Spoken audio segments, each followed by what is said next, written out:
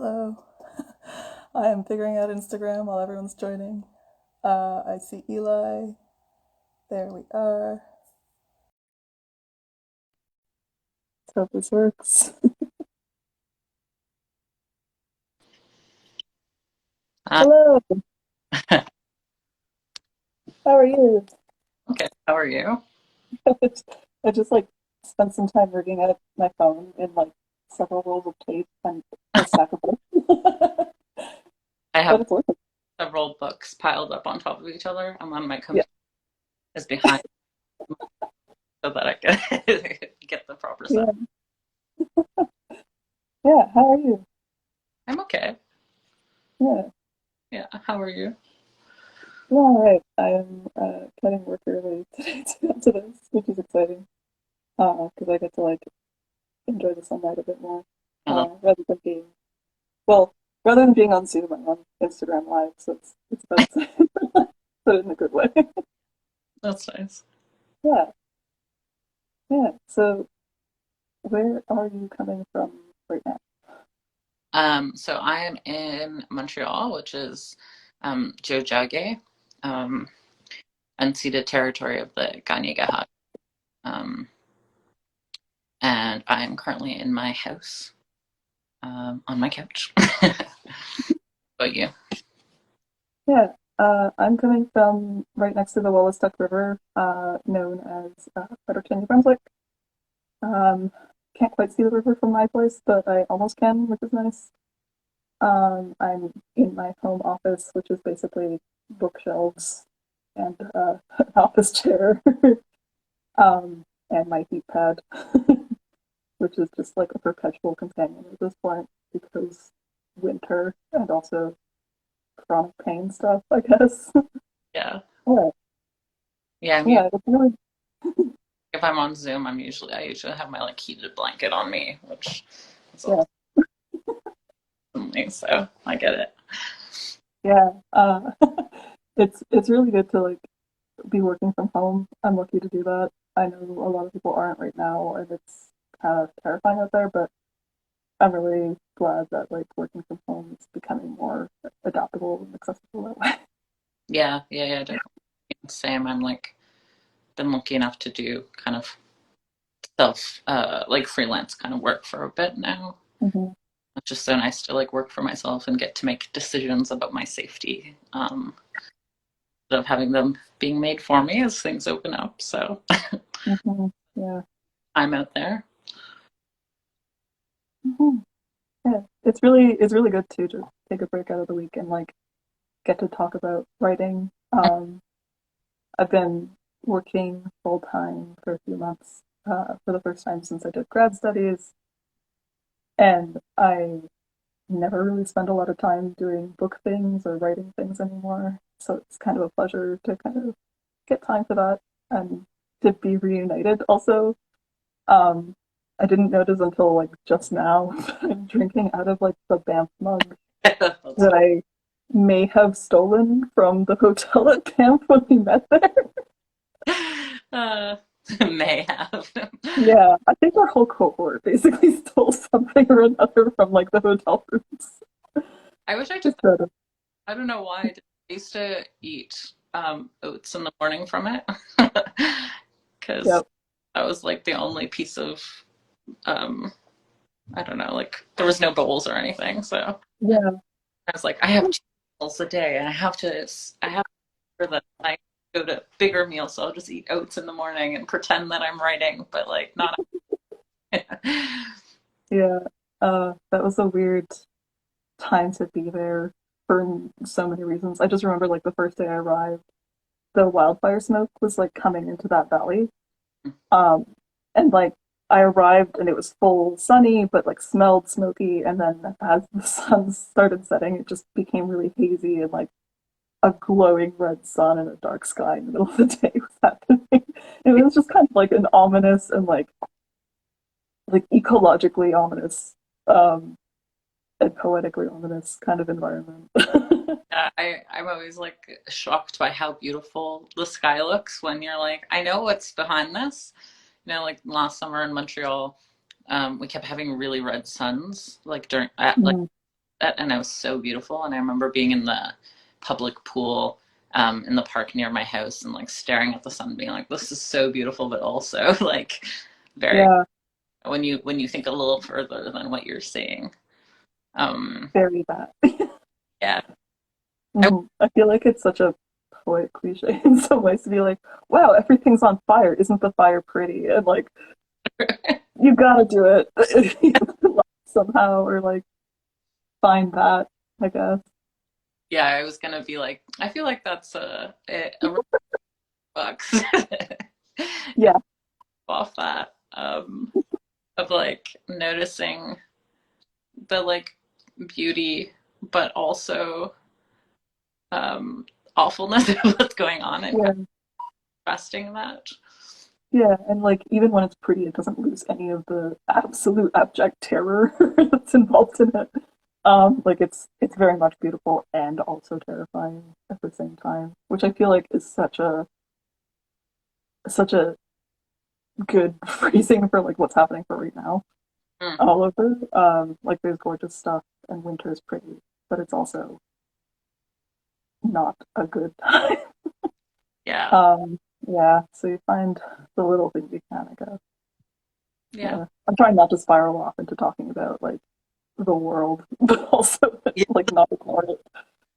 yeah. It's like I feel like I'm often asked, like I've had to like tell people to stop asking me this, like being like in like interview questions or panels or talks where people are like, so how is it writing, how does it feel writing during a pandemic? And I was like, I am not writing.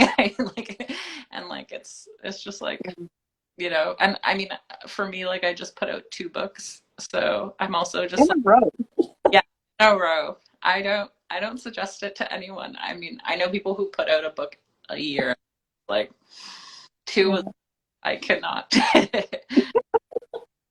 Yeah, I'm both really impressed and also a little bit like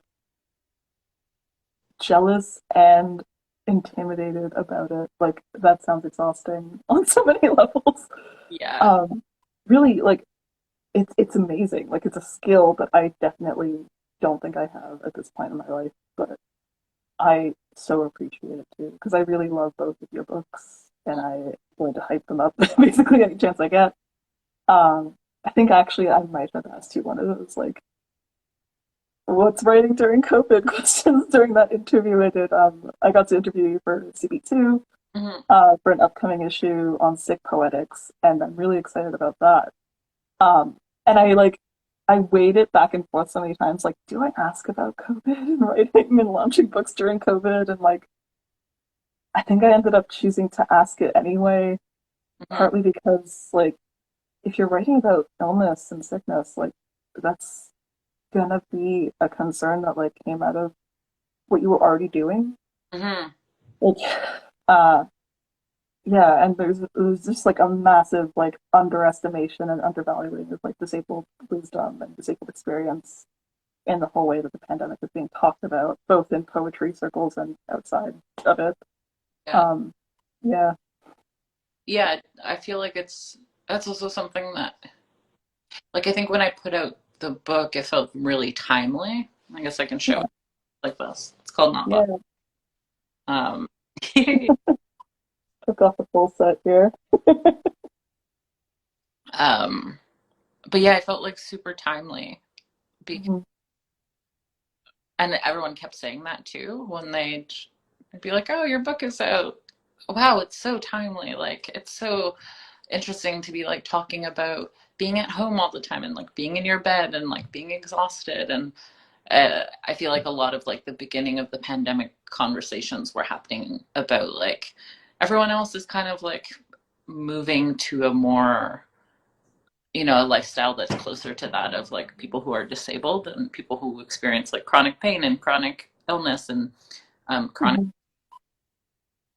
At first I was like, yeah, it's true, it is really timely, but then the end of the day, like for me, it is the reality. So it's kind of funny to be like, oh, it's timely that your body experience is now being told to us. Yeah, it was a really weird feeling, honestly. Like as someone who also like lives with that, and I have like my own experience like writing about it and trying to make any sense of like what time is like on like chronic illness time, and like when you're constantly in pain, everything is both slower and simultaneous and faster than it should be. And Yeah. like suddenly the whole planet was living on like chronic illness time, but in a weird way where they didn't notice it, and like a lot of people weren't actually in pain, Yeah. but still really disoriented by it. And it was just the weirdest kind of like literalization of like every metaphor around illness and like Mm. how you cope with it. Mm. Um, yeah, Do you feel I like it? think I'll think of it. Sorry, go on. uh, I don't know if you can hear it, but my upstairs neighbors have like 4 kids in a small apartment, just like constantly banging on like, Yeah, but I don't know if anyone else can. Um, I can't hear it. you can or can't? Nope. No. Great. That's great. But oh, I was gonna ask, do you feel like for you it's proved harder or easier to then write about illness and pain? Or like is it something that you've like wanted to recently write about? Or I mean obviously you write about it in Sulphur Tongue, um but you know, I think that book was mostly written pre-pandemic. Yeah, yeah. It was written actually long enough ago that I think like the major rewrite that turned into the actual book, I think was like 2019. When I was working with like John Brand as editor, and like this was when the manuscript had already been submitted. There was a big rewrite in that phase, but before that, like I had had this manuscript more or less for about 5 years. Mhm. So in a lot of ways, it feels like a lot younger a book than I am now, in like some significant ways. But it feels like a lot brighter and more optimistic than what I've been writing lately, Mm. which makes me feel bad every time someone is like, "There's some difficult stuff in this book." I'm like, "I'm so sorry for what comes next." Um, For it, yeah, yeah. I I spent a lot of the pandemic actually finishing a PhD, which I don't recommend doing unless someone pays you very well and you have support. Hmm. Um, but yeah, I was trying to, for years, while also having like illness crises and like trauma crises and mental health crises, trying Mm. to do this degree. And I ended up changing my dissertation quite a lot to be about basically that feeling of what do you do when you're sick or your world ends, and kind of extending that on an ecological scale. And then suddenly like the pandemic happened and it was like, oh, this like hypothetical fear that I've had to like unlearn in therapy and also use as a metaphor in my dissertation, like that's literal now. Yeah. um and yeah, my whole dissertation, which just like turned into like half poetry half essays, is just this giant manuscript I have no idea what to do with now, Mm. about what do you do when you don't see a reason to stay with the world or with your body, Mm. and how do you want to keep staying. And like even after having spent like so many years intensely working on that, and especially like writing I think about 200 pages of it during like the pandemic summer last summer, and spring, I still don't know if I have answers, but like it's not easier to write about it. It just feels more urgent, in a way that's both like motivating and deeply anxiety inducing. Yeah, I can imagine. Uh, yeah. Have you found like I know you mentioned like um you need a rest after the two books, but do you feel like your writing is being like hampered or kind of like insisted upon by what's happening, and like your relationship with your writing, has it changed in any way? Hmm. Yeah, I mean, like when I say I haven't been writing, it's like fairly literal. I'm not super exaggerating. Like I haven't written that Mm-hmm. much. Um, one of the projects that I usually write in projects too. Like I don't write often Yeah. like poems. Um, like The Good Arab started as like many singular poems, but I feel like once I had like a vision for it, I really dove into writing it. And so then it became, this book project. And Not Body, similarly, I was like, I want to write about XYZ, and then kind of went for it. Um, and in The Good Arabs, there's a short story that I basically thought of expanding into a novel, um, Mhm. in kind of like fragmented ways. Um, and I guess for that, it wasn't necessarily like sort of was the pandemic that kind of spurred some ideas around that, but it was mostly the um, the bomb that went off or like the nuclear explosion that went off in Lebanon that really kind of got me. I guess that urgency felt. Um, Mhm.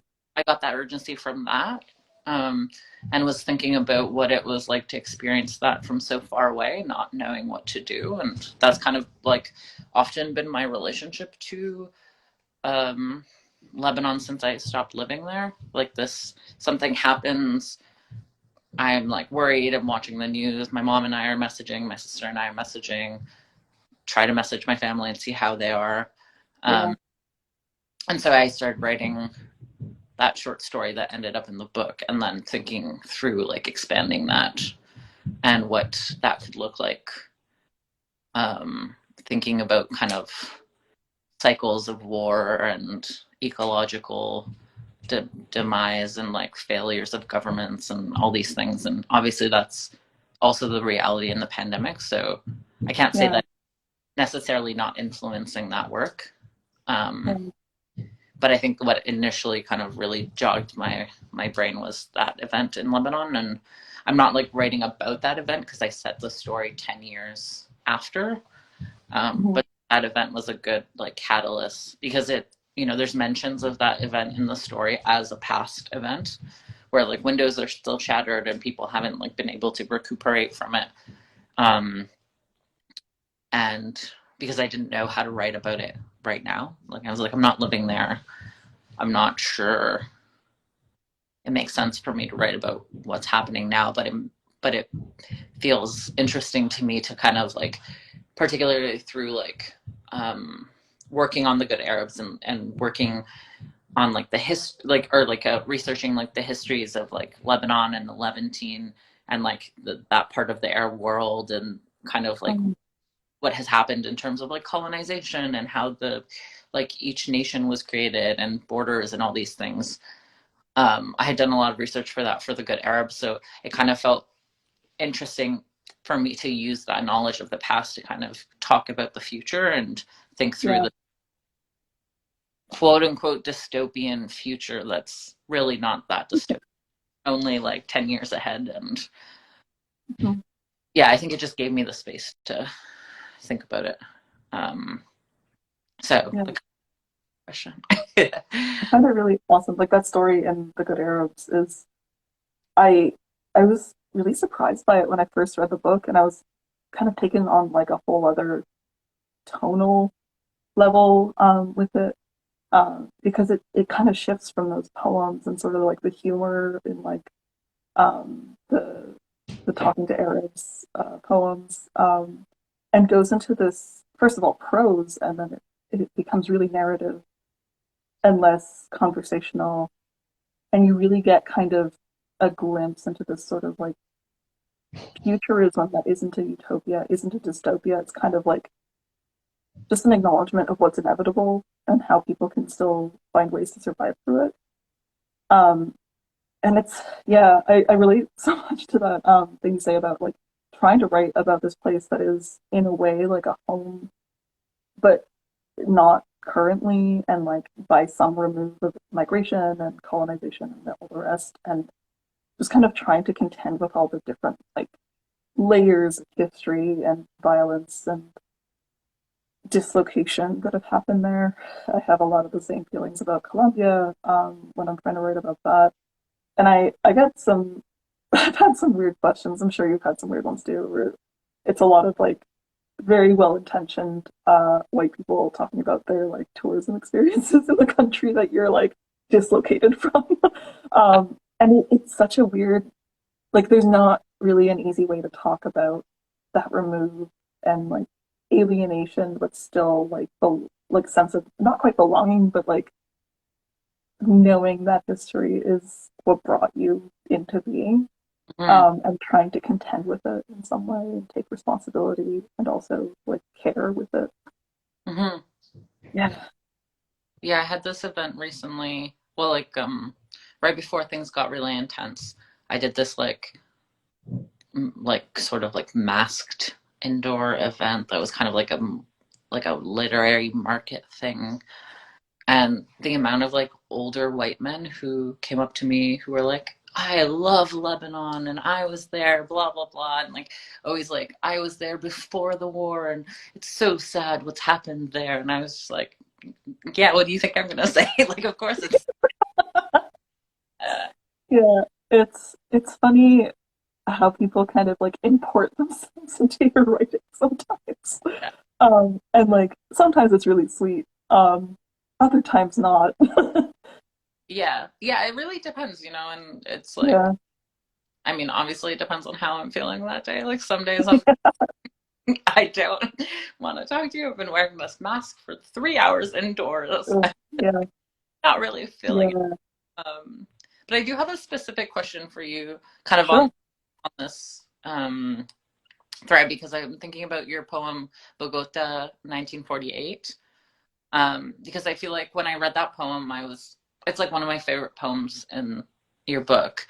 Um, and I was really struck by how you kind of interweaved past and present in this way that we're kind of talking about, like thinking about the histories of colonialism and family, and then also weaving the speaker and their family member that's being talked about. And they kind of blend into one by the end of the poem, which I thought was like such just a beautiful move, like a beautiful poetic turn. And I was really impressed because I kind of, I, as I was reading it, I was like, okay, I get the sense of this poem. Like I can feel, I guess, like the kind of poem it is. And then it kind of blew me away and shocked me in the way that it twisted, and that these two people kind of came together, and the I and the you basically became one, and the past and the Mm. basically became one, and it's all this overlapping that kind of squishes into one, and that kind of tells you where the speaker comes from in this beautiful way. Oh, thank you so much for that. Yeah, I think that was the first poem I actually wrote in this whole collection Mm. out of everything. Like there was a really early version of it that I wrote. I think I like scribbled it on a notebook in like second year of university. I forget what the lecture was about, but I just remember something about like history and war happening in like the class discussion, and like I just like remembered this story my parents had told me once about like one of my mom's I believe great grandfathers during a particular conflict in Colombia called La Violencia, and like it's a story that stuck with me, but I hadn't thought of it in ages. And for a long time, I kind of obsessed with rewriting this poem over and over, which is the case with a lot of the poems in this, especially the ones in the earlier section about Colombia and about my family, because I don't want them to just be like serving my history and my family's like other people in my family's trauma up to an audience as like a commodity. Like I was increasingly careful about that as I went and as I kind of got some responses to the work. Um, Early on, like a really early version of this manuscript was supposed to be just like, oh, I guess I'm allowed to write immigration stories and nothing else, because like that was the sort of like niche I was being kind of pushed into can lit wise by some people, and like just by responses to like other writers who have common experiences with me of immigration, of being racialized, Mm. etc. And I it took me so long to write these poems in a way that felt like it was for my family and not for a white audience that wanted to consume us. Mm-hmm. Um, and like I really had to rethink and rewrite like who the audience was so many times, and that sort of collapsing of time that happens in the end of the poem, I think was like a recent enough addition that I remember like putting that in the poem, and like trying to make it work. Um, and part of it was like acknowledging that this story, as much as it eventually like resulted to creating like me and me being alive, Mm, um, it's also not mine. Like I didn't have that experience, yeah. and I can't be certain of any of the details. Like I don't have access to the history or any records, because of migration and language and general like complicated politics around like record keeping and history in Colombia. Um, but I have this story that does something to how I understand my family and Mm-hmm. how I can try to connect with them, even though we have this like dislocation that has kind of not allowed me much contact with that side of my family. Mm-hmm. So it's just a way of like trying to say like what does this story do to connect us, I guess. Mm-hmm. Hmm. Yeah, I really feel that. I feel like that's something I contended a lot with writing, Yeah. like a couple poems in Not Body and like a lot of the poems in The Good Arabs, where I was like, well, family history is like, is it real? Is it unreal? What's like what is remembered properly? What isn't? And like what do we owe people who Hmm. might not have met, or like parts of our family who tell us stories? Like what do we owe them in trying to retell these stories, um, Yeah. that are ostensibly, yeah, like just memories, and all memories are blurred by fiction. Um, and I think the thing that really helped me work through it is thinking about, because I think poetry is often seen as the truth, and it's like it's the work of, the work that is both really inaccessible. Like I feel like that's one thing people think about poetry, and is all about the and is very true, and like everything that's happened in a poem has happened to this person or has happened to someone they know. And I think starting to think about poetry as a way of fictionalizing truth or fictionalizing experience or fictionalizing memory, um, Hmm. act of deciding what to do with the poem kind of felt freeing for me. And like, Definitely. yeah, Hmm.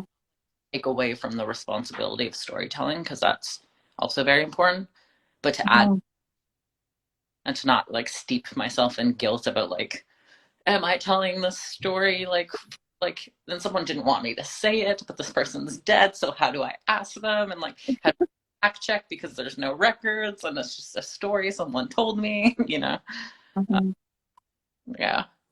Yeah, I come back to that idea of fictionalizing in poetry a lot as like a safety mechanism. It's something to both like keep you at a distance from difficult stuff you're writing, and also to like protect people who might not want their literal lives just like splattered on a page. Yeah. Whether that's you or someone you know, or someone who's in the poem, or someone who witnessed it, and was like not in the poem specifically, but there.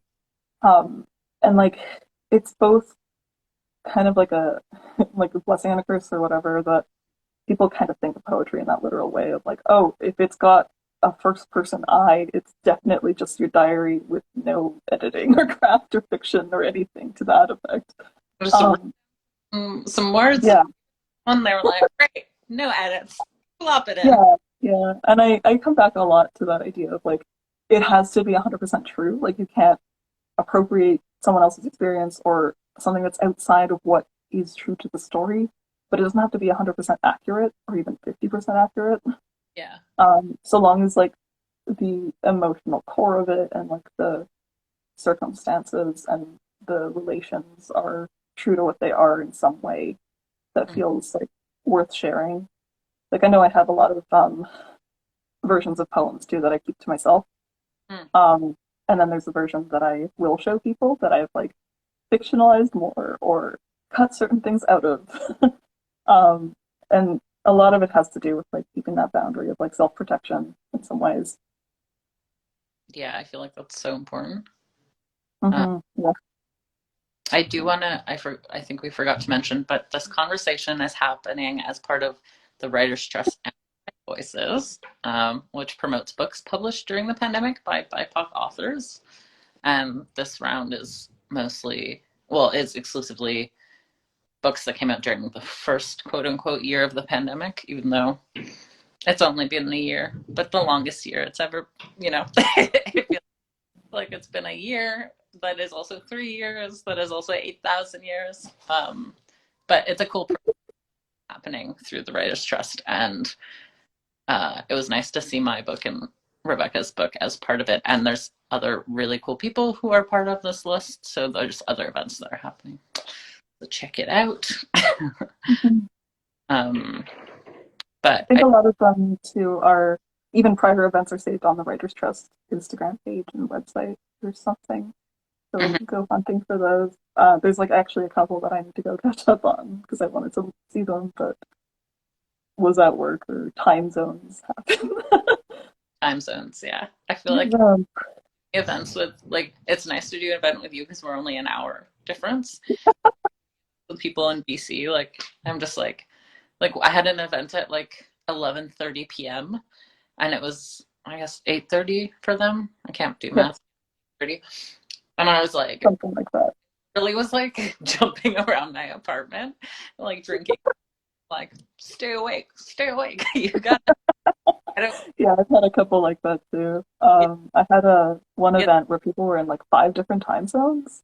oh my It was god. like a BC based event, so it was like I think 7 p.m. for them, 11 here.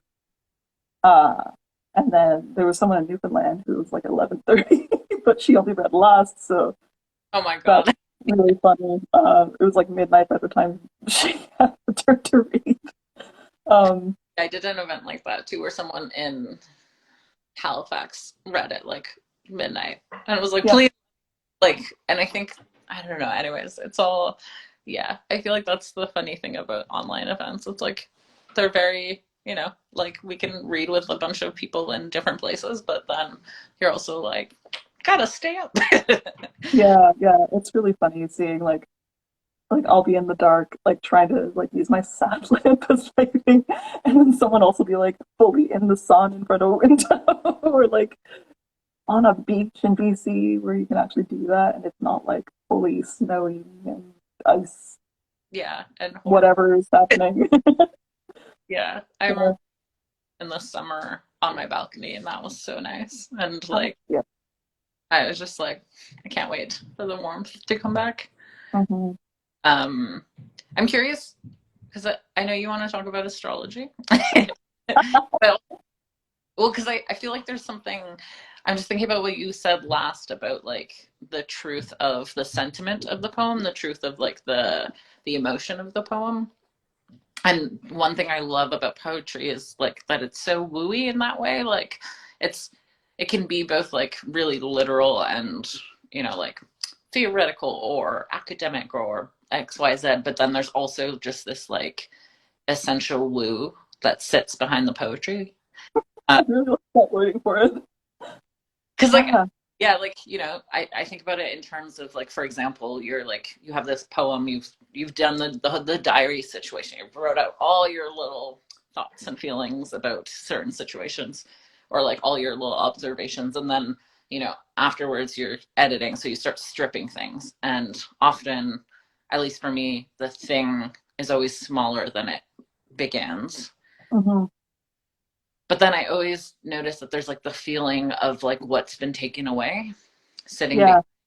almost like behind the poetry, and there's like this thin veil just sitting in the edits that kind of adds to the emotion. Hmm. Yeah, And it's hard to tell. I kind of work the opposite way at times, where I'll be like writing fragments and fragments for months and then look at it all and be like, I don't know what any of this is. mm, Literally print it out, put it on the floor, and start like shuffling things until things come together. And it's almost like in those like when things stick together, that's when that like woo thing comes out, and Right. like those connections start coming out of that process. Even if I end up cutting bits of it, like they still kind of lend something to the construction of it. Right. Um, yeah, it's such a weird, like I'd say, like actually magical process in the sense that like it's creating meaning out of completely random elements that sometimes have a ritual to them, sometimes have a logic to them, but not always, or Mm. sometimes it's just not like discernible. And it does really effective things. It can be so powerful to do, to write, and like create a whole future, or a whole like reclamation of a past event or a memory or a moment. Um, and yeah, that's something I kind of have like my general stance on like most matters of spirituality is like agnostic but really curious. So I don't know if any of this has anything to do with anything, but I'm gonna be having fun with it. Hence astrology, which is also how I feel about that. Yeah. It's about what you make out of it, I think, that can be really fun. And there's like a really nice poetry to astrology as well, because Yeah. it's like this desire to describe ourselves and like understand ourselves via celestial bodies. And I think one of the first nights that we met, which was at Banff, we were like sitting on the patio around one of those like false fire tables. Yeah. And Yeah. you were basically guessing everyone's like big three. So I wanted to bring up that memory and kind of like ask you what astrology means for you and whether it like weighs into your poetry and what way. Hmm. Um, oh yeah, I will, but before I answer, if anyone wants to ask a question, you can ask a question in the little comment section or the little question at the bottom. Um, I imagine maybe we'll finish up in like 3 to 5 minutes. So if you want to ask a question, get in there quick because otherwise it's over. But no, me and Rebecca are both friendly. So if you have questions after, you can DM us and we'll decide whether we want to respond. Yeah, I remember being really proud of um, guessing Natalie Wee's. I knew it. I felt so good about myself. I think I guessed at least one of Kinesia's signs. It was just, yeah, it was very satisfying. I really, it like, I think there's like kind of when we were talking about poetry slash and also astrology, I feel like there's like, and spirituality for me, I feel like I'm also agnostic and curious. And I'm a deeply curious person and I love to figure things out. Um, which is why I'm Sherlock Homo on Twitter. Um, Which is, by the way, one of the best Twitter handles I've ever seen. I'm proud of it. I'll never change it. It's my one. um, but yeah, I'm like deeply curious and like investigative. So I think astrology really, um, in the same way as poetry, like gets me stoked in that way and like gets me thinking. I feel like with poetry, I'm often like trying to like answer these like big questions and think through these ideas and stuff. And that's kind of like one big thing that I love about it. And I think with astrology, in a maybe similar way, I'm trying to figure out people when I talk to them about Mm-hmm. it. And um, rather than like, I think some people hate astrology because they don't want to be put in a box. And they're like, well, like just because I'm a Virgo doesn't mean I'm really clean. You should see my bedroom, like, and people get really see these. I'm not these. I'm not that one. And it's like, no, you don't have to be. Like, obviously, a million signs. And like, I think people who take astrology in like an intense way where they're like, well, you're a Libra, so you're like this and I don't care. Obviously that's annoying, but Yeah. that's the thing, it's not astrology's fault. Um, Mm-hmm. People use any form to create a dogma, honestly. yeah. They will find it somewhere. Mm-hmm. Uh, yeah, but it's so much fun that like how astrology has just become this sort of like queer coding Mm-hmm. of like a way of like reimagining how queer people can relate to one another and define each other and like oh, you didn't like us making up all these labels? What if we complicate them even more and add planets? Like, it's just such a joyful and like spiteful but delightful thing. Yeah, no, truly. I'm like Yeah. really about like Arab astrology and astrology Hmm. overlap because I like have a friend who, when we first met, she was like, you have to go back and like look at, and she's like really into astrology, but she was like, you have to go back and look at Arab astrology, and she's also Arab, um, or like Arab-ish. She's Moroccan, so a bit complicated. Um, but she was like, you have to go back and look at the Arabs and what they said about astrology. She was like, because it's been translated, and she was like, Arab astrology got translated into Roman and then Greek, I think, and then something, and then now it's like in a Western, like there's like, and obviously that can probably be said about other like So many things, yeah. other countries and other places too. Um, but now I'm like, gotta do my research into that, which I haven't, but Yeah. it's on my list. But I'm not sure how, because yeah, she was like, the astrology we talk about right now, like she was like, it's fun, but it's a watered down version. She's very, Yeah. Yeah. I know a few people online who talk about Eastern astrology, especially specifically Chinese astrology, which is really fascinating. And I like there's a lot of like dragons and like dragons as like temporality, which like I can't really explain this, so please like go read about this because I will not explain it well enough. Um, but it's absolutely fascinating, and like just the understanding of like how time and eras work is explained in this really beautiful way. I know Jen Suk-Fong Lee always does the like Lunar New Year horoscopes for people, and they're really lovely. I recommend looking for that. I look forward to those every year because it's just like the sweetest way to like greet that and like understand a bit more about that celebration. hmm. Yeah. Oh, that's good to know. Well, I guess it Hmm. just will have to wait a long time, or like, well, a year for. Um, Yeah. well, maybe we can end the conversation now on that note. Sure. Yeah. Go check out Jen Fong Lee's um, Lunar New Year astrology. Um, On Twitter, it's up there already. um, even that, I sometimes I like visiting astrology in the past, or like horoscopes, quote unquote, in the Yeah. past, like what they Hmm. as like a predicting thing, rather like a way to look back and Yeah. see. It's like a memory thing too. Yeah. It can be really cool that way. Hmm.